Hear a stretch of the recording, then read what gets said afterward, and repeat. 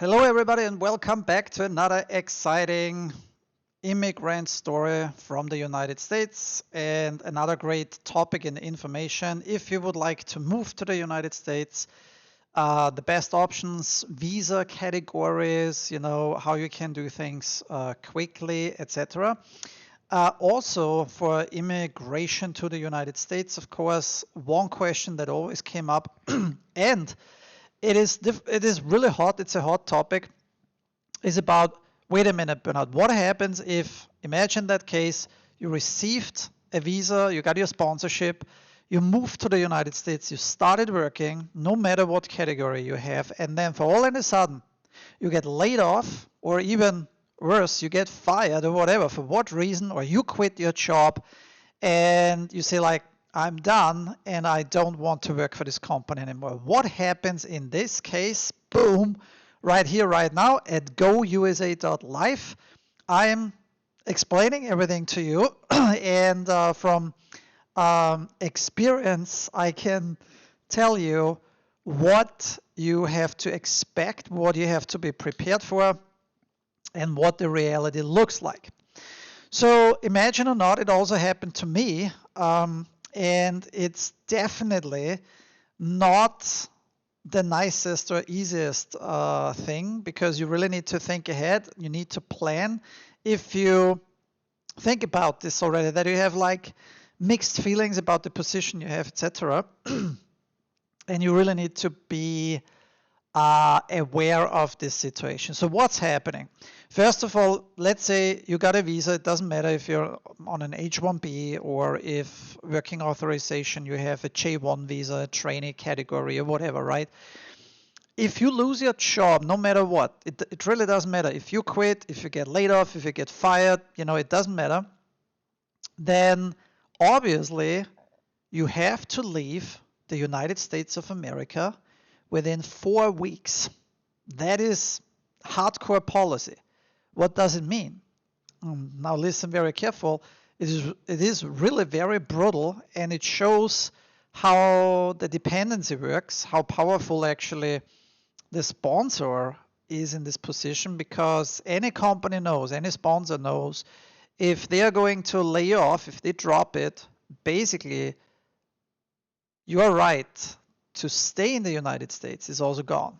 You cannot stay and live in the United States. It is required that you have a job and that you have a sponsor who is supporting you. And if you don't have this, you need to find, in the 4 weeks you have, another company and another job.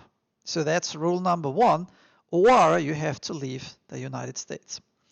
Now, that happened to me. I remember, first of all, once it happened to me at the very beginning, when I decided I'm looking for another company.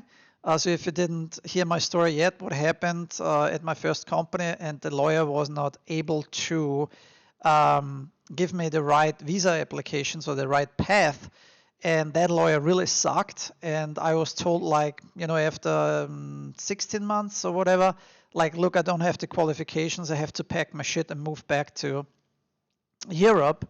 And I invested $250,000, bought a house, moved with my entire family, right? But if you haven't heard this story, I recommend going to my website, goUSA.live, or check out my other podcasts in which I'm talking about this. So this can be very shocking, but reality is you have to leave. The reason is why I also say I would recommend you leaving and not staying if you cannot find another job in the US in that short period of time, is if you break that rule or that law, then, so to speak, your name is marked in the system. And even so, if you would leave at a later time, right, then it's actually required to leave. You will have some serious problems if you would like to re-enter, because your name is in the system.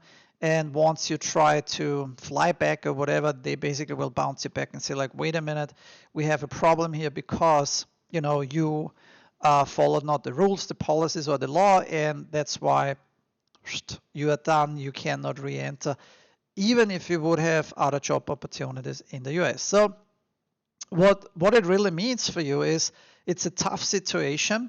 and you have only those two options. Option number one, you find in that short period of time, which is 4 weeks, a new sponsor and a new company with a new job. That means you really have to hurry up. You really have to like go on this like mission impossible, right? And make sure you are going to succeed. If you don't, well, then you have option number two. That's the only option you have. You have to leave the United States. Now you can say, look, I'm flying back to my home country. That's totally up to you. Or you go somewhere else and you stay there. And here comes now a funny part, is a very interesting part also. The situation might not be very funny, I have to say so, and I was in those shoes once, and I'll tell you also how I mastered it. But fact is basically when this happens, and let's assume you cannot find another job in that short period of time and you move somewhere else outside of the United States. And let's say your first visa you received was valid for like, let's say 18 months. And you only spent 8 months on this visa, you still have like 10 months left. That means if you find another sponsor, another company, you can still use all those days you have not been using up on the previous visa. That applies to any visa category. So even if you, let's say, have an H-1B, and that might happen to you, which is valid for 3 years, and let's say in the first year you lose your job, or you quit, or you get fired, or whatever happens, and you basically used up 1 year of this entire visa, right, and you leave, you still have the 2 other years on this valid visa, and nobody can steal this from you. It's basically, at this point, the time stops. You have been not using up those days, and you can use it to a later time. But you would need to leave, and then when you're outside of the United States, you need to find another company that brings you back on board. Now, I'm going to tell you what happened to me 2 times and how I mastered that situation. The first situation was the following. I was working at a company later on, which I did not like. The economy was also very bad at that point. Everything was going down, and it was very tricky to find even a company that was willing to sponsor you. So at that point, I also saw like, wait a minute, what should I do? Should I stay at that company I just don't like and torture myself? And it was really not easy.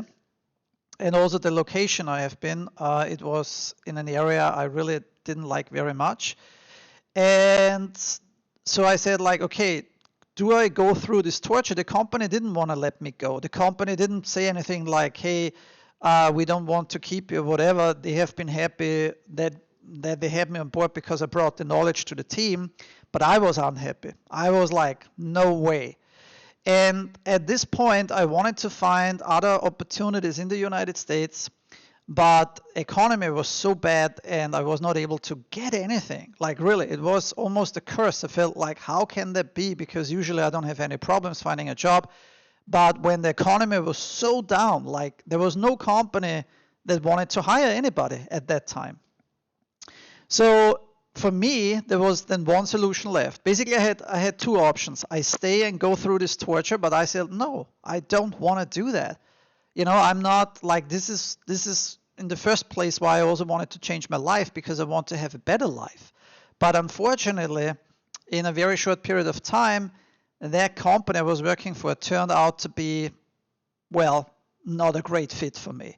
Let's keep it this way. And stuff like this is going to happen. I tell you, I guarantee you, you might like one company, but you might not like another one. So I decided then, and this was of course also tricky, I decided to pack all my stuff and go back to Europe. I moved back to Munich and to Germany and said, you know what, if I cannot find a better company in the United States, then temporary, I have to move back. And I did it.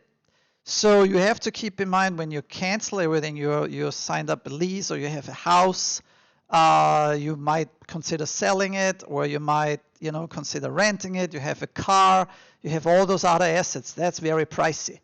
And especially moving or flying back from the United States with a family of 5, it's very pricey. One ticket, like 2K, you burn immediately 10, 20,000 euros with the move, like easily, okay? So that's what I did. And what I did from the United States, I was looking for other companies, other job opportunities, and I found one in Munich. And they said, hey, come on, Boof, we bring you here and you can start immediately, and you want to do it, want to give it a try? And then I said, troop, made this decision and flew back to Europe, even if I had my H-1B visa.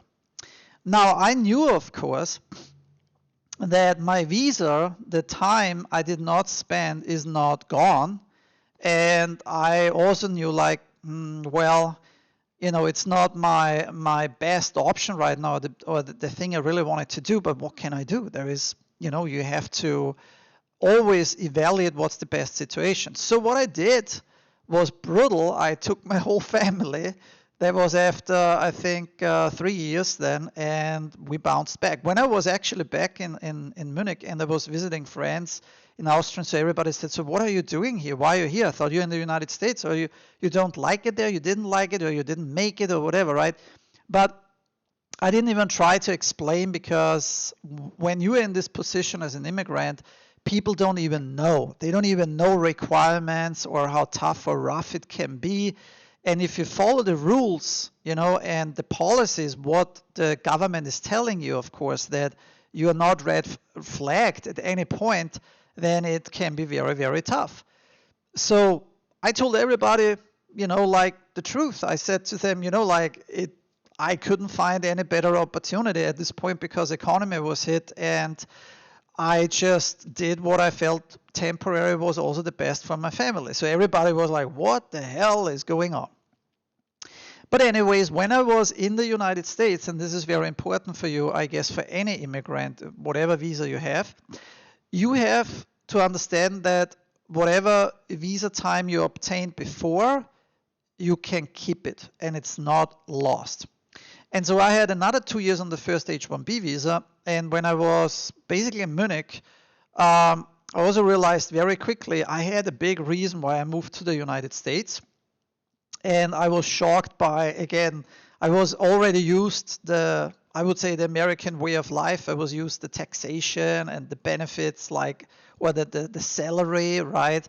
And when I was in Munich, I was like, guys, the salary isn't there. Even so, if I love the job, and that's always my first choice. First, I go like, what do I like the most? Money comes always second, but what do I like the most? And, what position fits the best? And then when I was there, I quickly realized this is financially really bad compared to what I had before. It's not going to work out long term. And very quickly I said, I have to move back as soon as possible to the United States. But of course, I said to myself, look, I hope the economy gets better and I keep going what I'm doing. I get better in my industry, in my skills, and I will bounce back, just like I need a little bit more time. And I did then the same procedure, applied for jobs and whatever. And of course, I said also for my family, you have to understand how difficult it is, because for the kids, you take them out from school, they started speaking English and everything, they have friends built up, and then you take them out, and then all of a sudden, boof, you're gone, and you live somewhere else, right? So that is definitely a hot topic, and I can tell you, not easy to deal with as an immigrant. And especially once you cut loose all the connections you had at one location to build up and build up again, you always want to make sure you have money, pocket change, cash, because that's the thing you really need when you move, right, all the time. But long story short, so if this happens to you, as you can see in my experience, a year later, I got a really great opportunity that was back in Texas, Dallas. And, company was also saying like, hey, do you need sponsorship? I said, I have everything. All I need is from you guys, the okay that you're willing to sponsor me. And a year later, I said, goodbye, Germany, goodbye, Munich. It was a wonderful experience to see how freaking expensive it is and how much taxes I pay and how much you get in Germany, really like I would say, I don't know, like robbed. That was definitely robbery, you know. And so, anyways, I found another opportunity and I bounced back to Texas. Again, the whole process, killed everything and canceled everything in Germany, Munich, and we have been in beautiful Dallas. So, and from there, I was then also much more aware of the fact how serious it can be if you would get into a similar situation. But here comes now the next craziness. You have to understand what happened. So I was exactly 1 year, something like this, or yeah, over a year, a little bit over a year in Dallas. And the company I was working for was bought from another investor, another company. We have been in the feature film industry. And for all of a sudden, we received information, unfortunately, because of budget issues, like 45% of all the staff members we need to let go. And we received the message, everybody like, oh my God, I was also like hoping, I hope I'm not one of them because I just moved back another year ago and moving again, but then I will get again into this crazy situation that I would need to find another job within 4 weeks. But guess what? It really happened. Boom. Me, another friend of mine who also was dependent on the visa and he was relocating basically from Canada. He said, what the heck is this? This is insane. What are we doing now? He was married, had children and so on. And I said to him, look, this is really crazy, especially our industry is very tough. But all I can tell you is relax.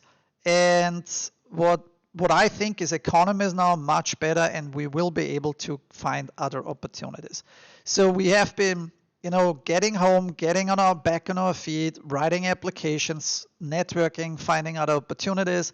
And we both made it and we found really in 4 weeks a different company that he was working at another one, I was working at another one that basically said, yes, we need you. We need guys like you and you're more than welcome. And they offered me a fabulous job.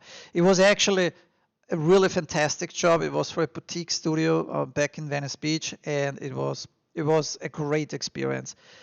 So, but as you can see, it's an adventure. When you are an immigrant and as long as you don't have your permanent residency, the green card, right? Then it can be a very slippery terrain you are walking on and you're dancing on because you kind of always live through this mercy of being employed. It's connected, right, and having this job. And as long as you don't have the permanent residency, you're in this slippery, dangerous terrain. And yeah, it can have stress points, right, if you lose your job, etc. And that's why I recommend people all the time as an immigrant, if you have the opportunity to switch quickly to a permanent residency, do it as quickly as possible. And you can also file for everything at once, so you don't have to wait. Meaning, it can be that you have been starting on a J visa because that brings you quickly to the US. And then I would say immediately file for an H-1B. And if you like, of course, also the job position, make sure that the company files for you also as fast as possible for a green card. Now, why is this important and why do I recommend it? First of all, back up yourself at multiple levels as good as possible. You can file, basically not you, the sponsor always has to file for you and has to do those applications, right? But as more you have a backup and the safety plan, as more secure are you. And there is one more thing. You can have an application running for an H-1B or for any other visa category, and you also at the same time can have a green card application running. And here comes the good news. Let's assume you lose your job while an H-1B application is running. You're still at a J visa or whatever. And let's say you have like also a green card application running while you lose your job. As long as the green card application is in progress and the company is not quitting it, okay, is not saying like, boom, we are done, or the sponsor, you are good. That is also very, very important. That means when I'm talking about you're good, that means yes, you cannot work at this company then anymore. Let's say if you lose like the job, right? And the company says like, nope, we don't want you to work here anymore. But if the company says, look, the green card application, we don't drop it, which might not be the case. This is also, of course, what you need to think about it. But if the company says, okay, we started it, we paid for it, we just like, you're good, we don't want to build you any blockers on top of it, then you can at least lean back. You can stay in the United States even if you can't work at this point, because you need to wait until you have a green card through. But you don't need to leave like in a hurry and like, okay, you have to get out because otherwise everything will be jeopardized, right?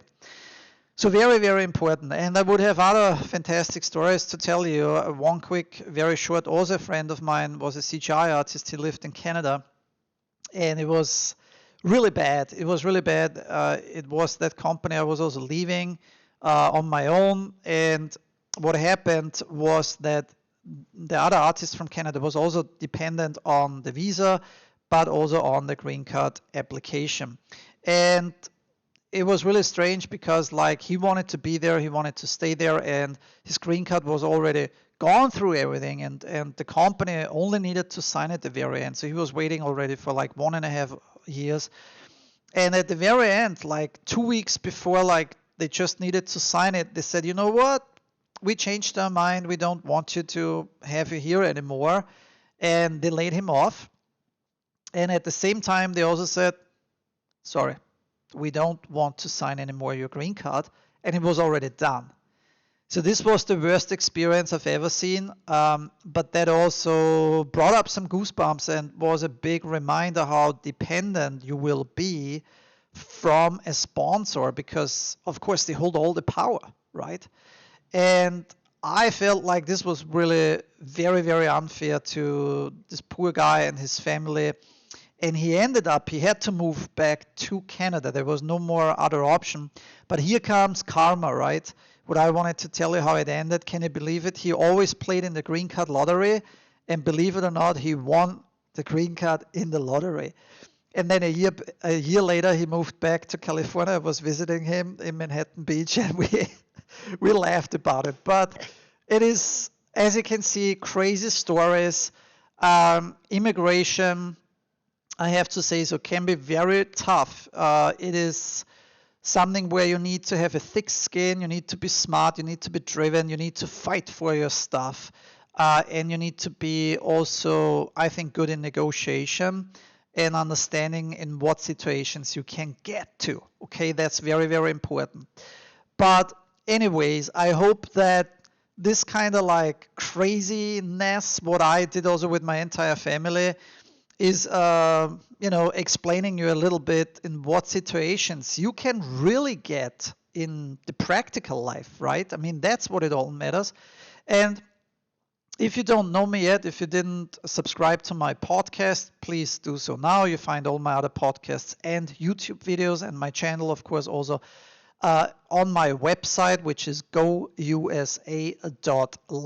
Again, this is Bernard, goUSA.live. And as you can hear my nice accent, I am an Austrian immigrant who moved with my entire family in a very short period of time to the United States. So I also recommend you, if you would like to move quickly to the United States of America, please watch my free webinar. You can find it at my homepage, goUSA.live.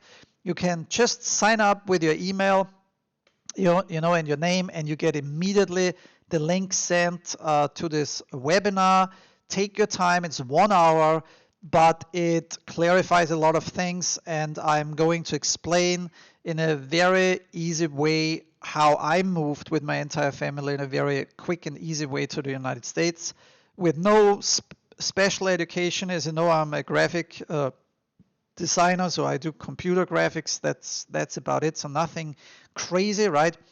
But you will also figure out step by step how I did it, but also how you can apply all that for yourself, for your family, and how you can move also quickly. And last but not least, even with all those obstacles you have, I can definitely tell you, look, if you really want to move to the United States, if you feel like you want to fulfill your dream, then don't listen to all the naysayers who will try to drag you down or tell you like, look at you, you don't have the qualification, or who do you think you are, and you're a loser, you will never make it to the United States, what you think, and so on. Just like ignore all that, because if you would listen to all this crap all day long, uh, it's not good, it's not healthy, and it doesn't support you, it will not bring you anywhere. So fade this all out, and also think about it, it is your life, and it's not the life from anybody else. It's what you want, your partner wants, or your family. This is the most important. And if the country you're living right now is not the right fit for you, if you're unhappy, if you feel like, oh, you're at the right spot, or you also feel like you don't get the career and job opportunities, or you don't make enough money, or whatever it is, right? We as immigrants, we have one thing in common, and this unites us. It's that all those things kind of happened to you, or are happening right now to you, what happened to me years ago, where I felt like I want to change my life. I want to do something different. And I loved always the United States, still love the US. And I can tell you, I never regretted moving to the US. I'm very thankful and grateful for what this country gave me, the opportunities I had, what I was able to achieve here in the United States. And of course, I always want to say that pros and cons, you have to evaluate by yourself. But if you truly want to change your life, trust me, you can do this. And I'm more than happy to help and support you as well. And also, you find more videos and practical videos with a lot of help how you can actually proceed to the US, and proceed with a plan and really, really do it like, I would say, step by step in a practical way. So, enough talking. Thanks for listening. Thanks for watching. I hope you get always some value out of it. And I wish you already all the best for now to move to the United States. And again, if you want to find more information, please visit my website, goUSA.live, and subscribe to my podcast and my YouTube. That being said, all the best and stay healthy. And I hope to see you also soon here in the United States of America. Take care. Bye bye.